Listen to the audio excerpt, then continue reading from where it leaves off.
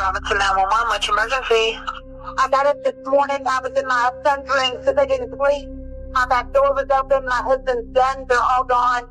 And there's blood on the bed, and he is struggling foam stuff out of his mouth. And he's making it god awful today. Something stinks about this. Something ain't right here, man. I'm telling you. Just tell me in your own words y'all's activity from last night to this morning. Well, I didn't get home until probably around 8 o'clock, maybe a little later than that. I had to go to Temple. I had a friend of mine that was down there. And so I went to go see how she was doing. He had the boys. And I got in, I said maybe about 8:15, something like that. And of course, Chase was the oldest, was passed out on his bed. He was tired from school. And changed diapers, got him ready for bed. Laid with him for a little bit, just trying to get him to chill out. And then Keith and I sat down and talked in the living room, just about normal things, and of course money and everything else, and what we need to do to, to get out of debt and everything else. And About what time was that? oh, we didn't go to bed until almost 11. So I'd say anywhere between 9:30 to 11 or so. We were in the living room talking. And, well, I take that back. Probably till 10:30 or so, because then I went into the shower. Okay. And then he was already turning out the lights and everything when I got out of the shower. And Y'all go to bed in the same room? Yeah. Okay. Yeah. We always start out that way. Okay. And the kids were all sleeping in one room. And between 1 and 1:30, the middle one started hollering. So I went in there.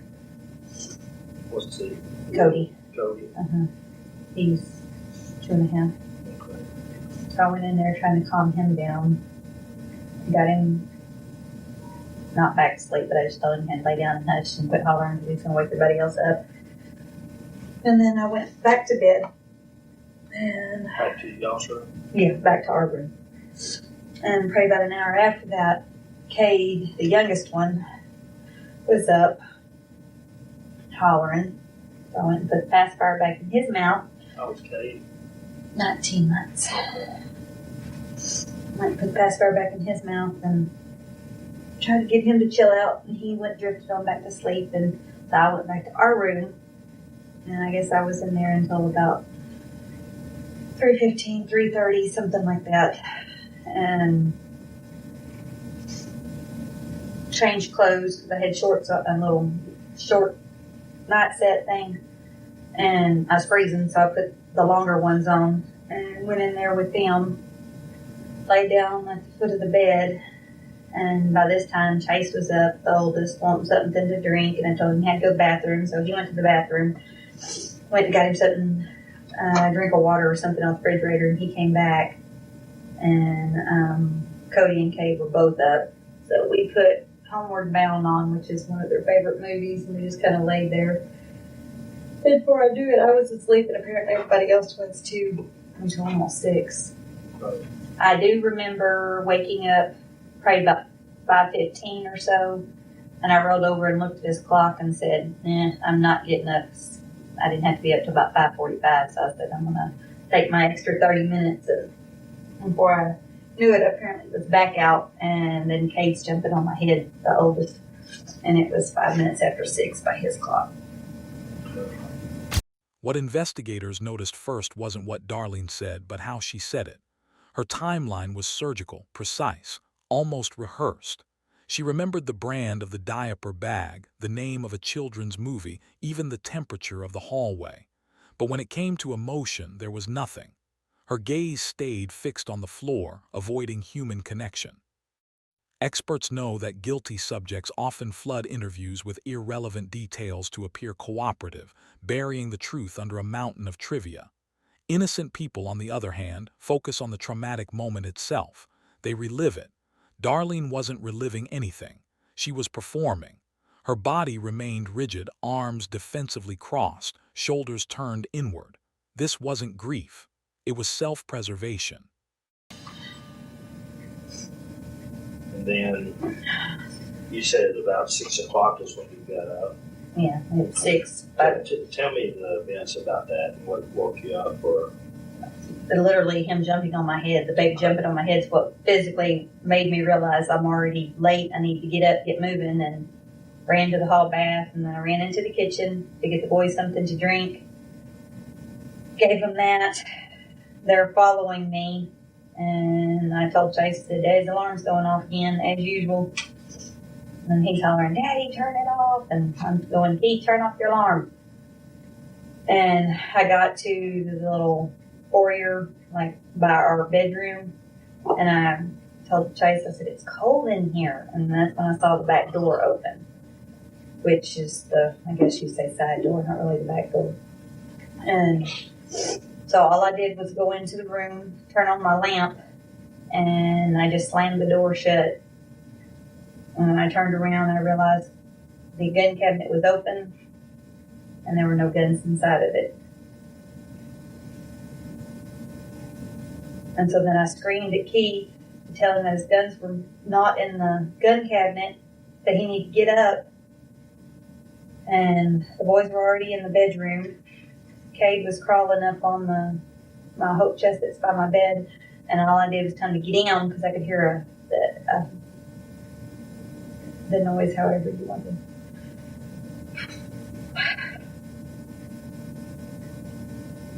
Sorry. it's okay. Take your time.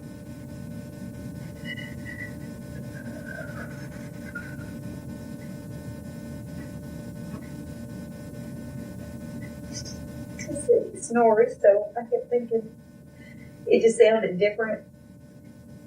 It didn't sound like he always snores.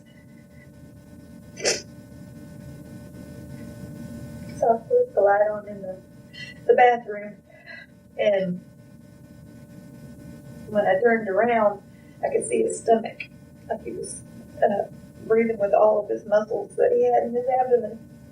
And then I realized that he had foam coming out of his mouth. And I tried to holler at him, told him Keith, and I kind of hit him. And didn't make any other noises than what he was already making. And then I realized I saw blood on the sheet. And then that's when I just grabbed my cell phone. Of course, it was off, so I had to wait for it to turn on when I'm trying to get the boys. Okay. Do y'all not have any house phones, just cell? We just got rid of it, trying to find ways to save money. So, and actually, it's only been turned off for a little over a week. And we were just trying to save $40. And so I had to wait for my cell phone to turn on, and I just punched in 911. I was trying to get the boys out of the room because I didn't want them seeing him. And that's when I made the call, and I told her who it was and where I lived and what he was doing and what I saw. And she dispatched police right away and kept me on hold, and I had to talk to the EMS people.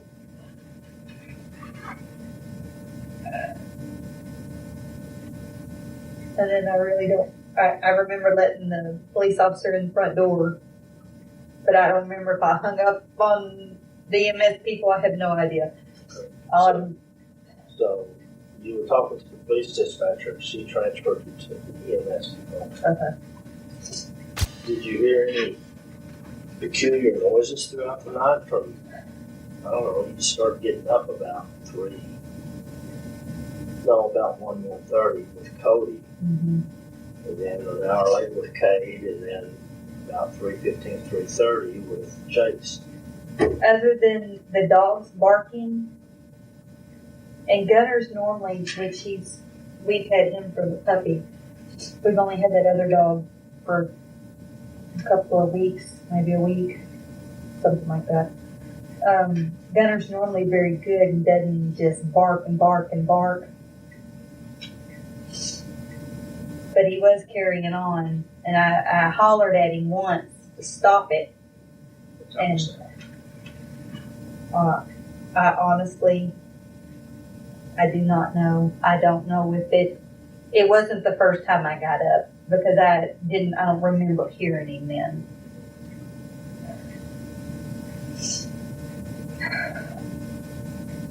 You a heavy sleeper or a light sleeper? Normally, I've been having issues sleeping, period, here lately. Normally I'm fairly, I'd say light just because of kids, but once they wake me up, I'm very light. But that first, when I go out, I'm out until I get woke up. But I can't tell you. So it's kind of in between heavy and light. Yeah. So Gunner was barking, and that's the older dog. You have 2 dogs. Yeah, he's 9 months. But and even Keith made comments that he, some dogs just yelp and yelp and yelp. He does it unless he sees something or somebody's walking or something like that. Every once in a while, we have them greyhounds that are behind us, and they'll get wound up and he'll bark at them, but it's normally not too much of an issue. And he was barking last night, and I opened up the French doors and I fussed at him, told him to get on the porch and hushed, and he came over here and laid down. That was when? The other night? No, that was this past night. Last night.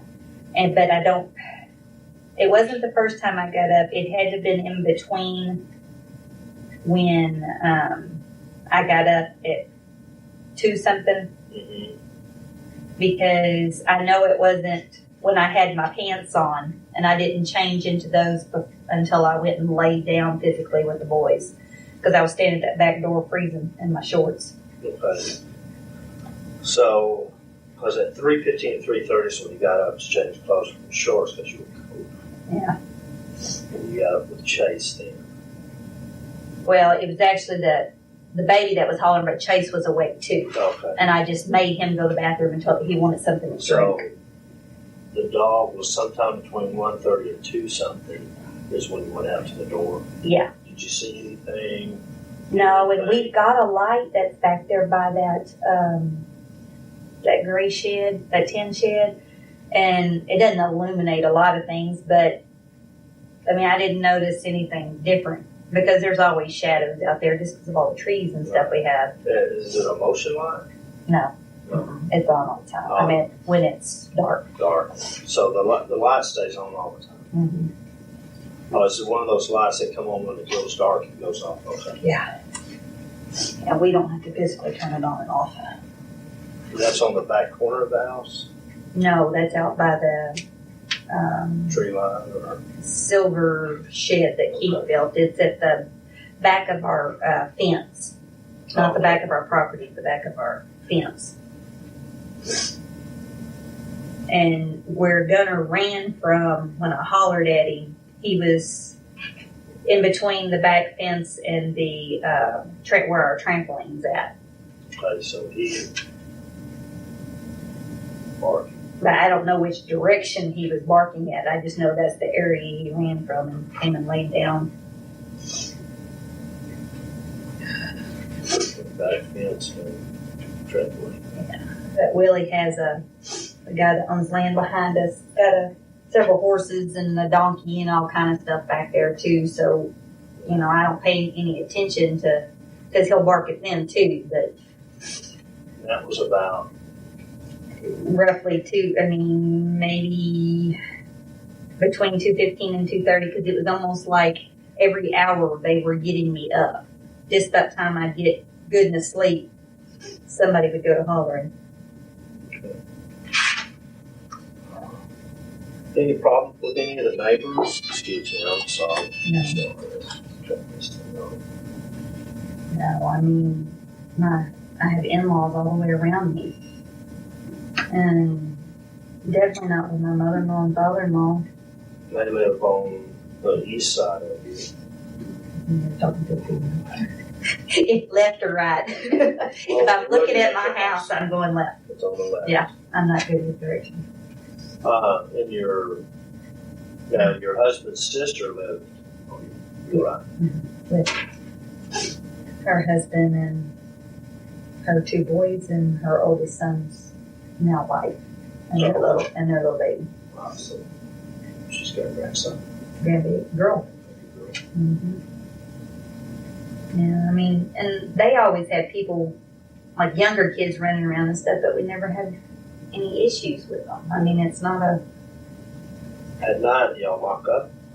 Normally. I mean, it's normally not... We normally don't leave anything open except our vehicles. And I know I did go throw out... Cody had poop. I guess that was why he woke me up at 1:30. He had pooped in his diaper and wanted to be changed. And I know I did go out the side door to throw the poopy diaper in a Walmart bag in the black barrel out there like we always do. But honestly and truly, I don't remember if I physically locked the door back. So I'm not going to say one way or the other because I don't know. So you went out that side door, throw a poopy diaper out. About what time? That was when he woke up the first time at 1:30. 1:30. Mm-hmm. But normally the doors are locked except the vehicles. Mm-hmm. And you keep the keys in the vehicles.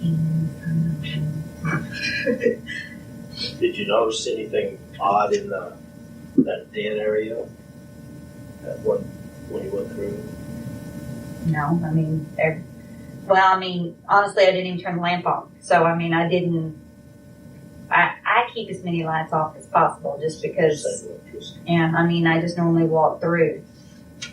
And I physically unlock the door to get out because it's hard to kind of unlock because it kind of sticks in the deadbolt does. Yeah.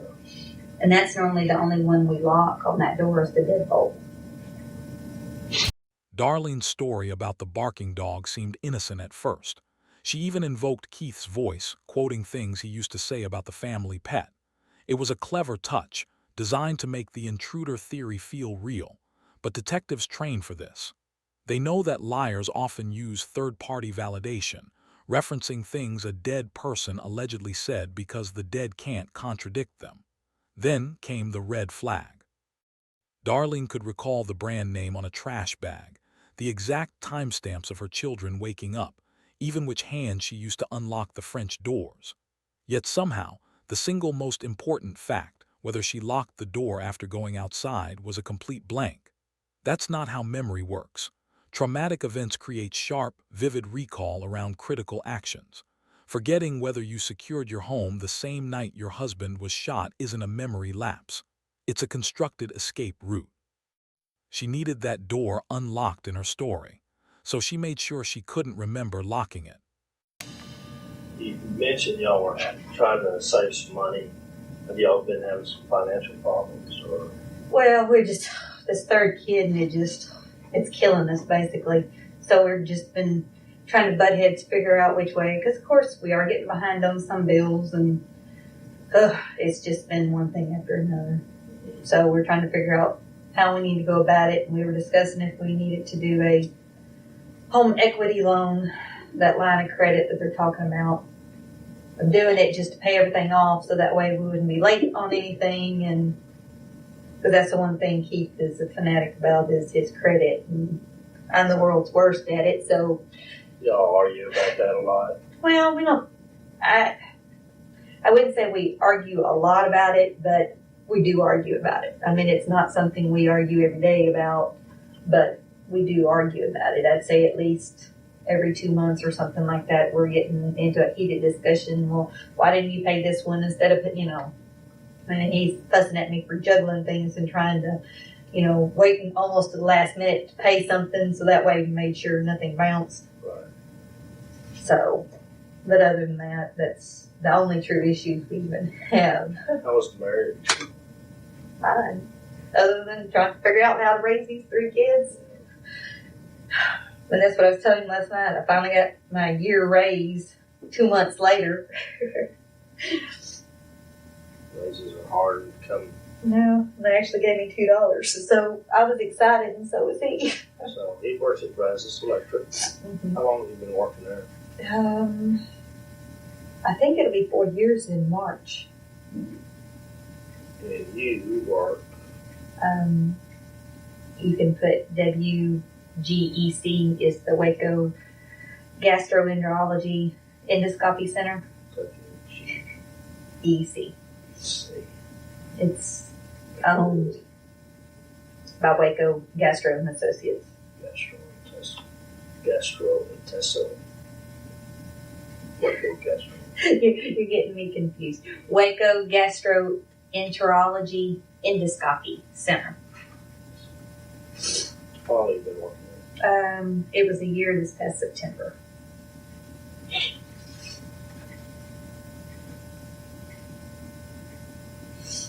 Y'all have insurance through y'all's respective companies, life insurance, health insurance. Our health and dental is through Keith's work, and I just filled out a thing to put him and the boys possibly on mine because Bryce is talking about going up again, but that's not set in concrete yet.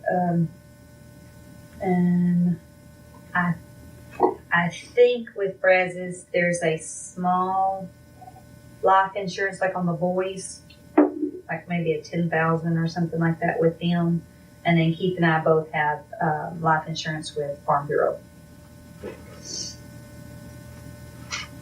And that comes out of y'all's check. No, that's a direct draft.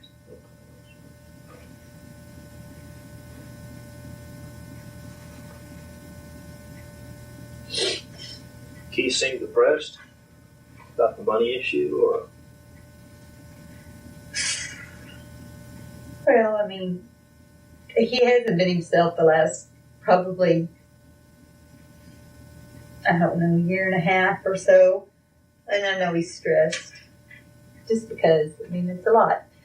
He's one of those firm believers that, you know, he's supposed to be the man of the house and he's supposed to be making the money, and I tell him all the time he should have been born back in the early 1900s. But I don't know. And, you know, never been diagnosed with depression. But me and his mother, we had a pretty heated discussion, I guess, actually on my birthday, the 2nd of November. Did she disagree with you, or? Oh, no. I mean, because he just flies off the handle and he gets so upset. And I know it has nothing to do with the person that he's talking to. It's just everything is finally built up, and then he just... So you and your mother-in-law had a heated discussion about Keith? Yeah, and I was venting, basically, just talking about how... Because he'll lose it with the kids, and then I get upset, and it just... Was she on your side, or y'all just... Oh, she absolutely loves her son. Do not get me wrong, because... Right. And he loves her. It's just, he has never known how to talk to his parents or me. It's like he's afraid to show his emotions, so let's get mad about it. And I said it to her, and he's admitted it to me that he knows by some form or fashion he is depressed, but he would never do anything about it. I mean, that's... Think he's capable of hurting himself? No. I mean, I honestly, truly, he loves them boys too much. I mean, there's no way.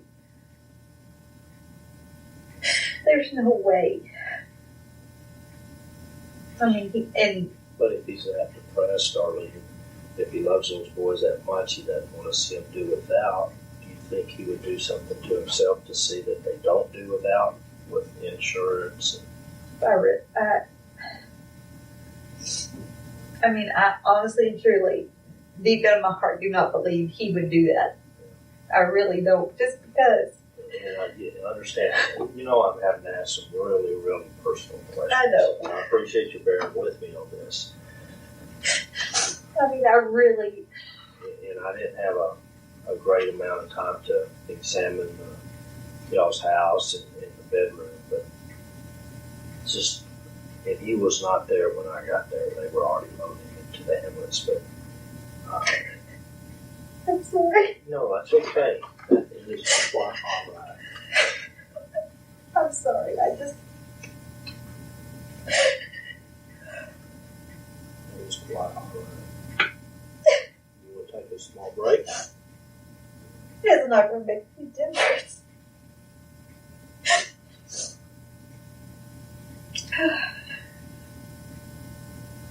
I mean, he may have been depressed, but I honestly, truly don't believe he would do that. I really don't, just because that's all he ever talks about is teaching Chase how to play baseball. I mean, that's what he wants. He's always wanted to Chase to play baseball, because that's what Keith did. And of course, every man wants their boys to be just like them, except for, he would tell Chase after he'd get upset, he'd tell him and he'd sit him down and say, Daddy shouldn't have acted that way. That was wrong. I don't want you acting that way. I meant he would step up every time. Anytime he knew he messed up, he would step up and admit it. I mean, He was a little overbearing on him and stuff. yeah, and he would.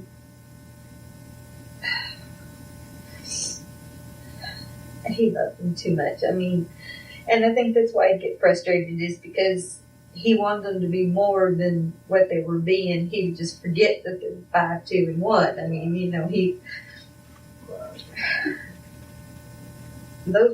they were his world. And you being his wife, loving your husband, you saw the blood on the sheets. Was there any weapons on the bed? I honestly saw nothing other than just the foam coming out of his mouth, and I tried to shake him. And when I tried to shake him, that's when I noticed something by his head, and I kind of leaned in more to look, and that's when I went to hollering at the kids, "Get out, get out, get out." What did you see? I just saw the red, and I automatically assumed it was blood just because, and so that's when I started calling, and it was just like I don't know. I've got crime scene people at your house right now. They're going to be searching the house, the grounds and all that.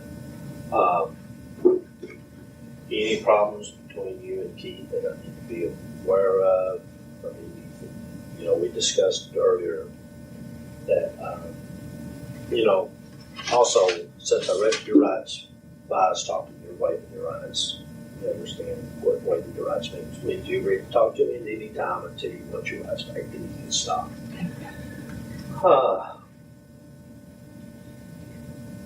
You don't think he would have harmed himself?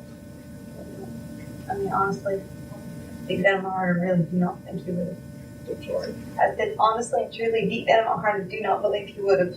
Any problems between you two guys? Any outside y'all's marriage affairs or anything like that? No, strictly the only problems we've ever had has been money.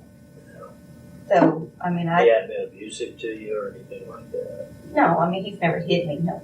Just talking. Verbally abusive? Yeah. I mean, and everybody gets that way, I'm sure. Yeah. So, nothing. Would it have made you angry enough to harm your husband? I mean, I love my husband. And that's what I was telling him last night, that it's half of my fault that we're in the position that we're in, and that I was in tears last night talking to him, and he was hugging me and everything else. No, I mean, we have been through so many things. There's no way.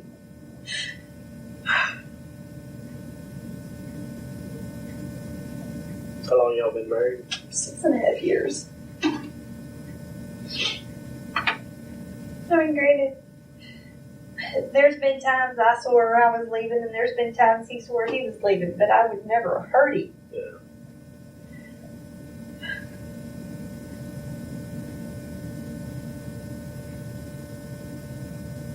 So I would do absolutely nothing but harm the boys. I mean, if anything had happened to either one of us, they would be the people that would suffer. Yeah. I just...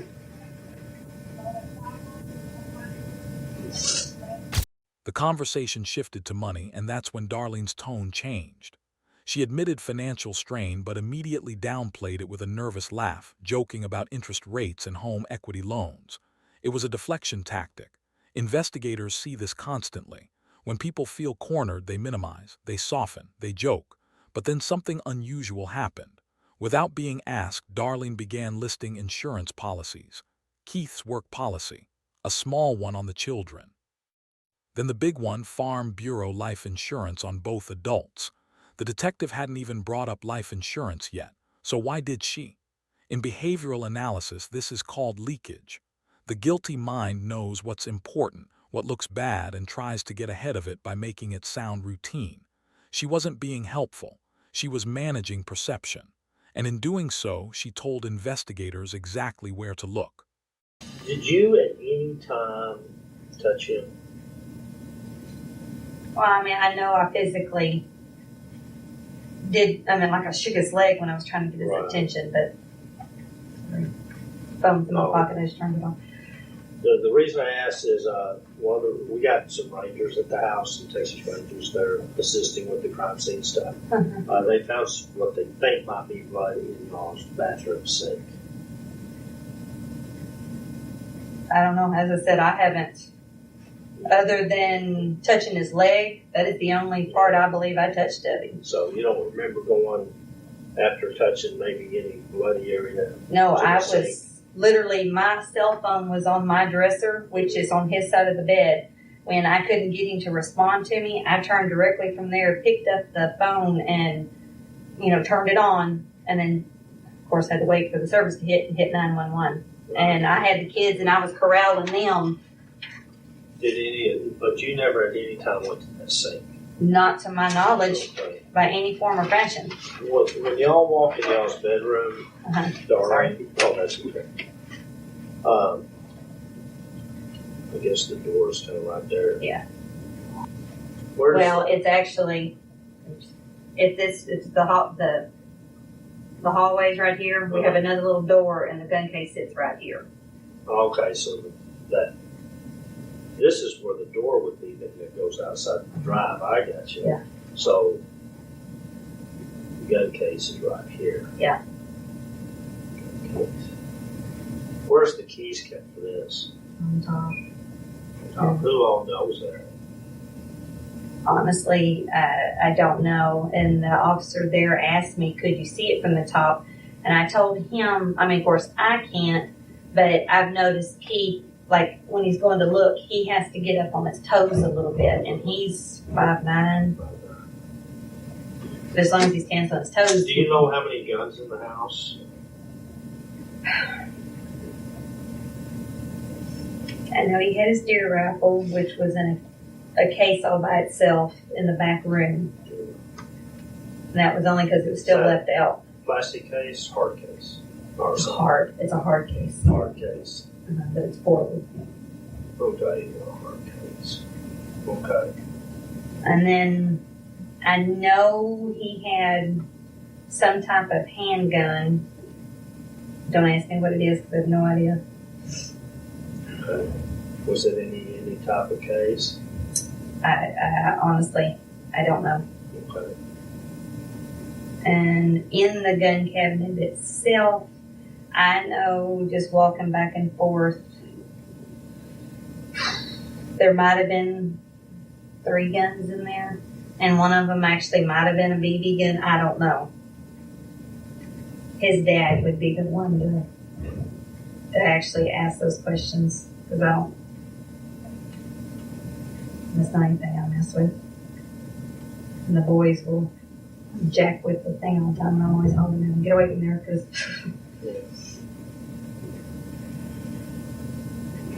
And I really appreciate your patience with me on this, Darlene, but I'm trying to figure out, with you dealing with the kids, and you're kind of a half hard sleeper, half light sleeper, and you could hear the kids, but there had to have been a gunshot that went off inside that house, and gunshots are loud. And that's what I keep trying to physically rack my brain about. I had the door closed to the kids' bedroom, but our bedroom, we always keep it open. And was it open when you went down the hall? It was open because I was hollering at him to turn his alarm clock off. Does Keith normally sleep on his back?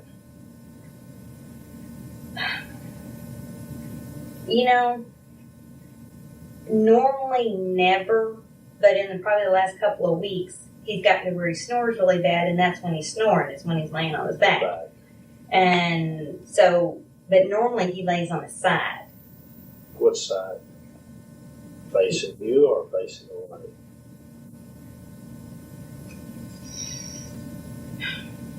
I'd say majority-wise, probably facing the wall, opposite of me. Normally, Is he a heavy sleeper? Very much so. That's why I'm the one that's always up with kids. Yeah. All right. So you and your husband were talking last night about your finances.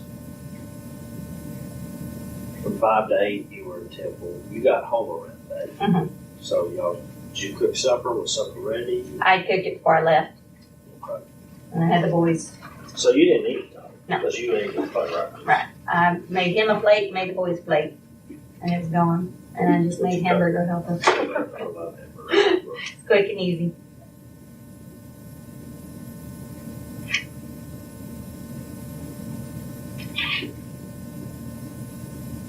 So you went to Temple, met her at Bud Records. Did you have to pick her up since your kid was in the shop?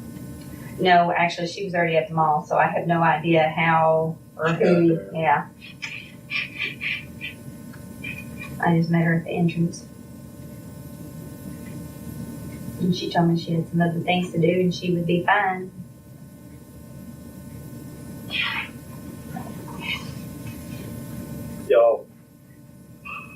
Y'all entertain guests at the house often, or friends coming over? I mean, we used to a lot, and here lately we've both gotten so busy, it just, we will definitely have normally every June and end of August and in March have huge parties at the house. Mm-hmm. Supposedly for kids' birthday parties, but it turns into adult parties and everything else. So, and we're talking anywhere from probably 35 up to 90 people sometimes. So a lot of people knew what the inside of y'all's house looked like, weapons and all that. Yeah, because it's all been the same. I haven't changed much of anything. But like I said, Darlene, I really appreciate your help on this. I'm just trying to sort out the events that occurred and you not hearing a gunshot. Just kind of confused a little bit. The only thing I can say is I did wake up and I looked at the clock at 5:15, but I don't know why I woke up. I just remember rolling over and seeing the clock. It said 5:15, and I said, any other noise in the house? No, I heard absolutely nothing.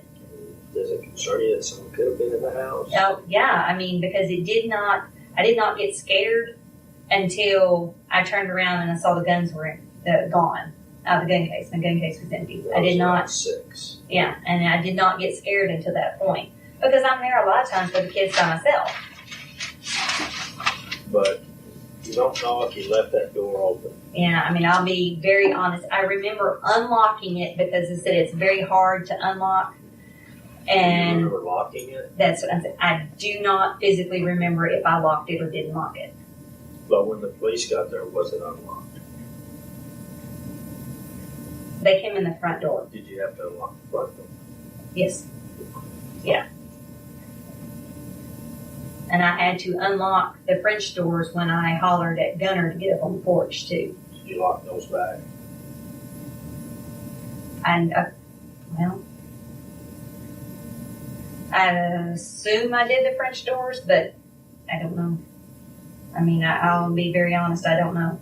And the front door, I never touched it again after I let him come in. The officer. So, but it was locked. And I was still on the phone with the dispatch.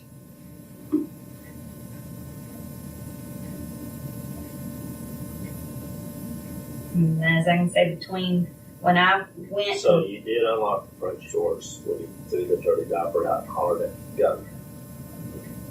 The French doors is in the back. Right. I had to do that when I unlocked it, but when I did the dirty diaper, it's on the side door. Side door, okay. And I had to unlock it. But you think you unlocked the French door? Did you? I'm almost positive I locked the French door back. Excuse me.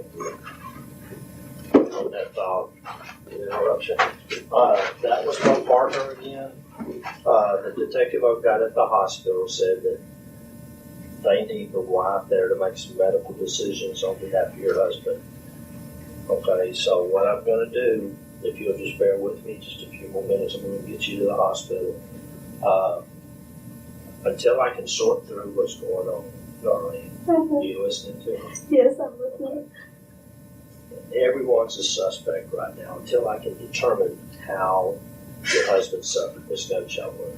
That's not to take away that he could have done it himself. You understand this? Yeah. If there was a gun on that bed, you moved it to save his integrity or anything like that, I need to know now. I did not move a gun. Okay.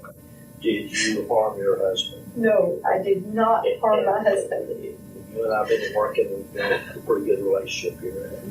You know, I'm trying to figure out what happened. I know. That's all I'm trying to do right now. I may need to collect a DNA sample from you, Darlene, like I explained to you a while ago when I read you your rights. It's just a process of elimination. Until I can figure out who else was in y'all's home, everyone in my mind is responsible for what's going on. Okay, because you're the only one that was in the house that can tell me what's going on. Kids can't tell me. Your husband can't tell me right now. Yeah, and I apologize. I'm trying to be just as sensitive as I can. I've got counselors on standby. And we'll deal with them later, okay? And I really appreciate you working with me with this, because you're going to have to help me. I know.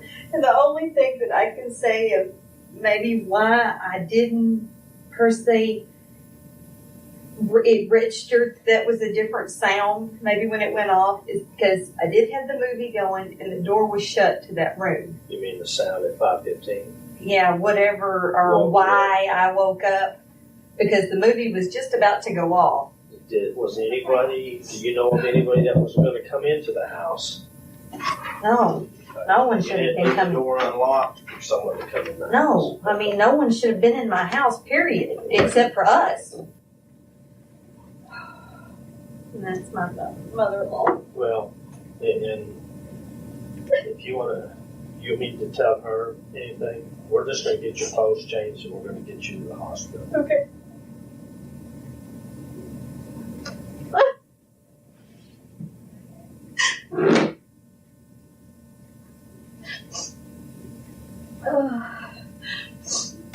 Everything changed in a matter of weeks. The same pond Darlene had called perfect, the one she said Keith would have loved for the boys to fish in, suddenly became a danger. She contacted the developer and demanded it be filled in. Her reason, the children's safety. But here's the problem. The pond had always been there. The depth hadn't changed. The location hadn't changed. So what had? Investigators believe the answer is simple. Darlene realized the pond was about to be sold, drained, or developed, and if it was, someone might find what she had hidden there. Her sudden concern for safety wasn't maternal instinct. It was panic dressed up as parenting. She needed that water gone before anyone looked too closely at what was beneath it. Robinson 911, much emergency. I got it this morning. I was in my son's room so they didn't sleep. That door was open. My husband's done. They're all gone. And there's blood on the bed, and he is struggling foam stuff out of his mouth. And he's making it god-awful sound. Just because I wasn't screaming at the top of my lungs does not mean that I wasn't worried about what was going on.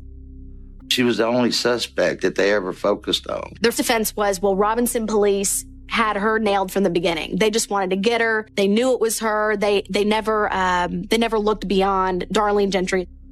She got pretty shook up. You could tell it rattled her. I called Robinson Police Department and I said, "You're not going to believe what we've got on video." The Rangers didn't just recover evidence. They set a trap. A surveillance camera was positioned along the waterline, pointing directly at the spot where the murder weapon had been pulled from the mud. Then they waited. It didn't take long. Within days, Darlene appeared at the property. She wasn't walking casually. She wasn't surveying the land. She was searching, wading through the shallows with a stick in hand, prodding the same area investigators had already combed through.